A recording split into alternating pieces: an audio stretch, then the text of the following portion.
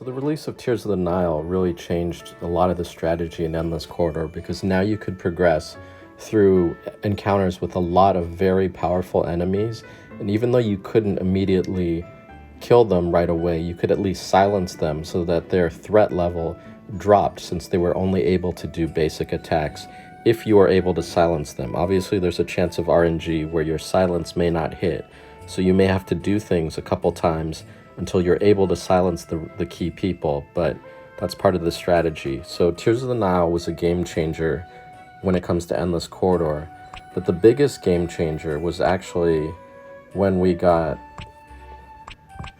How can I do this? The advent of the twins.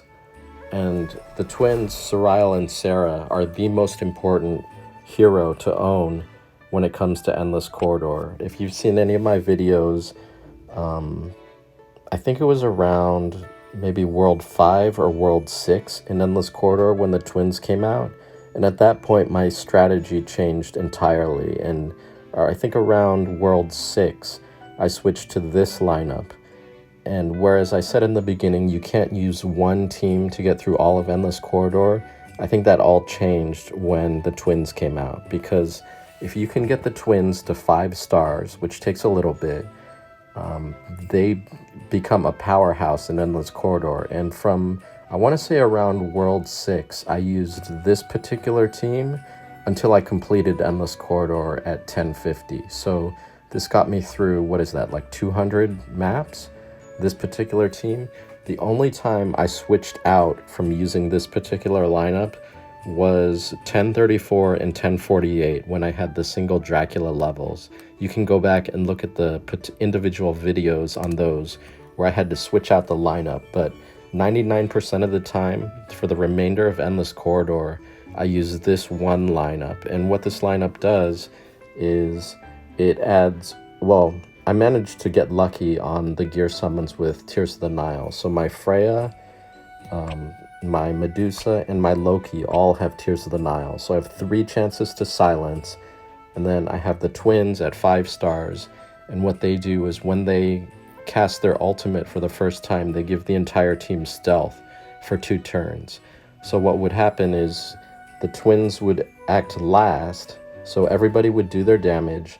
And then the twins turn the whole team invisible for 2 turns. And I use those 2 turns to execute like 1 or 2 characters. Meanwhile, in the support, I have all these characters who are casting Ignite. So they're adding damage over time. Medusa and Loki are adding poison damage. Sometimes Loki is blowing up the poison with her ultimate. So you're doing a ton of damage within a short amount of time. You're also silencing any healers, anybody like Apollo or Gabriel who are casting immunity to debuffs. Anyone who's really annoying like that, you can silence them so they're not able to impact the fight. And then after 2 or 3 turns, actually after 3 turns, you know, you've eliminated most of the threats. And at that point, the other 4 members of the team can die off and the twins can just finish the battle alone, because at that point you've removed any threat that can kill the twins, and they just finish it out with the supports adding Ignite on top. Also, if you have Cleo as a support, she can also stack poison as well as Curse of Wounding on the target with the twins. So that's an additional source of damage as well. And if you can get them a weapon like Broken Dawn, even better. So this becomes like the core of your team if you can achieve it. Now, obviously, not everyone's going to have 3 Tears of the Nile. If you do it with 2 Tears of the Nile, it's also very doable. If you only have 1, it could take a couple more restarts if you're using this particular strategy. Now, I'm not saying that this is the only team you can use to progress in Endless Corridor, obviously. Like my guildmate, Tron, I believe uses, I haven't seen it, but I'm pretty sure he uses Mulan and Gaia instead because his twins are not 5 stars. So it's definitely possible to use a different team in a different strategy, but you are probably going to need a heavy hitter like someone like Gaia who can do a ton of damage and give them a Broken Dawn, ideally. Another weapon that's really good is, let me see if I can find it.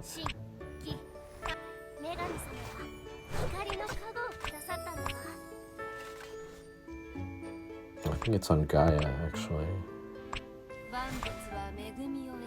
Dragon's Bane. This weapon increases damage done to bosses, and I think a lot of the enemies in Endless Corridor are considered a boss. Even though if they don't have the hit point bar above their head, they could be considered a boss. So if you have Dragon's Bane lying around, you should consider leveling it and seeing if it increases the damage that you do, especially if you're using a team that involves someone like Gaia. Now, if you're sitting there thinking, okay, he just said I really need to get the twins. What if I don't have the twins in my lineup, right? Well, assuming you're playing the game now, we have a bounty where twins shards are available. Now, if you're free to play, you're only going to be able to collect the top of the bounty, which I believe gets you 30 shards, which is not going to be enough to summon them. But if you are not opposed to spending some money, you can purchase the low-level bounty.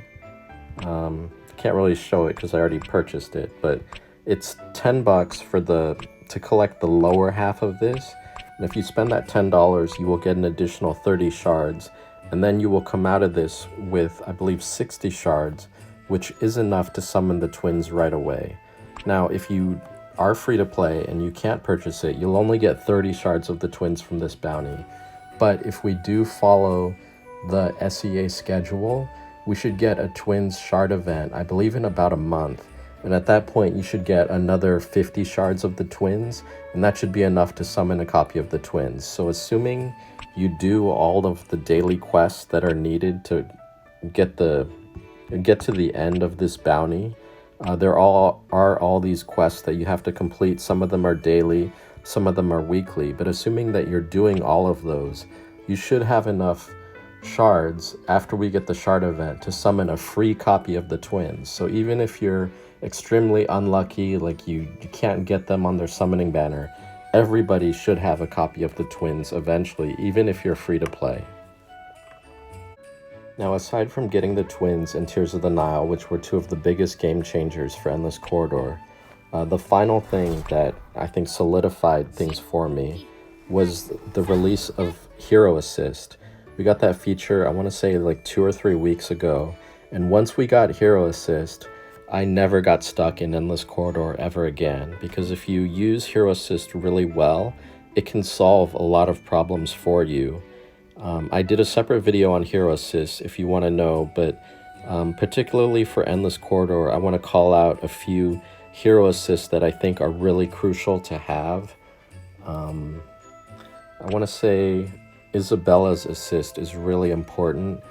If you encounter a team with Michael on the enemy side, he will cast Ignite on your team at the beginning of the fight, and that will burn down your hit points without even doing anything.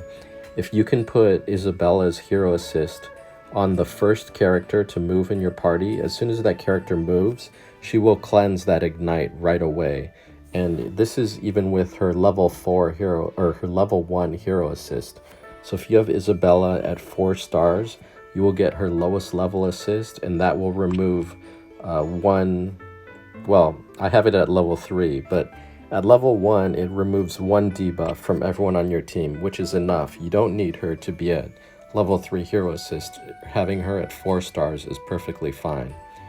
So that's an important one. Another thing about that assist is it can also remove things like the frozen stacks from Poseidon. So when you attack into Poseidon, you get these stacks of frost or whatever they're called. And I think when you get 5 of them, your target gets frozen. So if it comes down to the twins fighting Poseidon, if you put this on them, then they will never get frozen, because as soon as they get a stack, the Isabella assist removes it. So you never get 5, you never get frozen.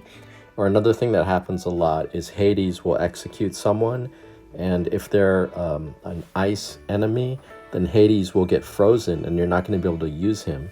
But if you have someone with Isabella's assist that moves after him, you can remove that frost and Hades can go back to executing next turn, no problem. So Isabella's assist at level 1 with a 4-star Isabella is really important. I also think Cleo's assist is huge. It's probably the most important one to have. Now this one, I highly recommend getting it to level 3 so that your Cleo can provide Curse of Wounding.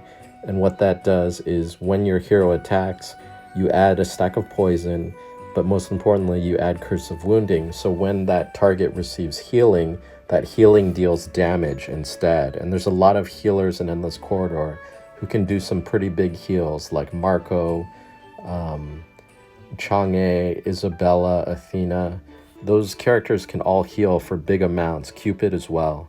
Now, if you only have Cleo as a level 1 assist, so like you have a 4-star Cleo, then you will still add poison, which can it can overpower the heal so that you just outpace it in damage. And I think if you get her to 2 stars, or sorry, where's my Cleo? So I can check this, but I'm pretty sure at level 2, she inflicts 1 stack of poison on all enemies and a 50% chance to inflict 2 stacks. At level 3, it's same thing, 1 stack of poison, 50% chance for an additional stack, and then you get the Curse of Healing. So even if your Cleo is not 6 stars, you can still outrace the damage, but it's going to take longer because the healing is still going to heal. Whereas if you have Cleo at 6 stars, which is the ideal target, then the healing will do damage, and you'll be amazed at how quickly the healing will do millions of damage in Endless Corridor. So Cleo, definitely an important assist to have. I think the Abe assist is very useful. I only have it at level 2, which is a 60% chance to freeze the target. And a lot of times you have a tank that will intercept your execute, for example, and then you can use this freeze as a chance to crowd control that tank so that they can't intercept, and then you send your Hades in to execute and finish the job. Now obviously if you get this, if you have Abe at 6 stars, this becomes a 100% chance to freeze, and it has, I think, a 3-turn cooldown, so it's not going to affect every single turn, not 100%, but you have a very strong chance of freezing. So I ended up having to, when I need to freeze a target, I may need to do it a couple times until the assist actually freezes the target. Now Lilith's assist is very good because it ignores the target's physical defense or magic defense, depending who your attacker is, who you're assisting. That's a straight damage increase, as well as Mary's. Hers adds to your int or strength. So either of those assists are very useful for increasing your damage. I would also say that Michael's can be useful. It's a one-time 2 stacks of ignite.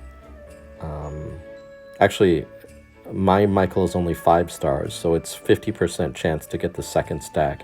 If I get Michael to 6 stars, it becomes 2 stacks of ignite at the start of battle, which is helpful. Siren's assist is also really good. Right now my Siren is only 4 stars, but tomorrow she will actually be 5 stars. And Siren's assist gives a barrier that removes 100% of damage at the conclusion of, whenever this assisted hero does their move, then everybody gets those invulnerability shields, which last a couple turns. And when you get Siren up to like 5 stars, 6 stars, that invulnerability has a chance to come back on the 2nd and 3rd turns. And that can be really big because there's a lot of enemies that have like reflect damage in Endless Corridor, like Poseidon, Dracula, where when you attack them, you take a ton of incoming damage. And that Siren assist can negate that damage, allowing you to attack for, 1 or 2 turns without killing yourself on that reflect damage. So that's really big.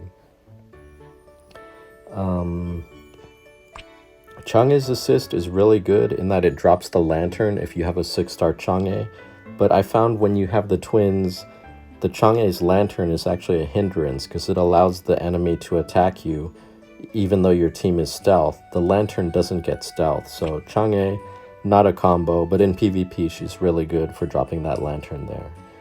Now, we should be getting a new round of hero assists for new heroes, I want to say in 1 or 2 weeks, And around the same time, we will probably get more levels of Endless Corridor as well. I'm expecting to get another 250 levels of Endless Corridor.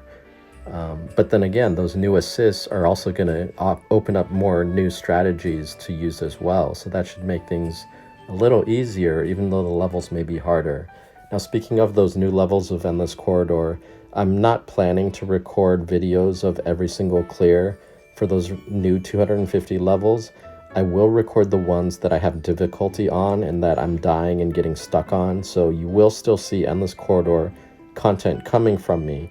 But the levels that I pass on the first try, I assume if you are in the 11th world of Endless Corridor, you've already progressed through 500 levels. You don't need assistance on things that you can clear pretty easily. So I'll only be posting the difficult levels that people get stuck on. So that's my recap of Endless Corridor. Let me know how you're doing in the comments, and hopefully this video was helpful for you.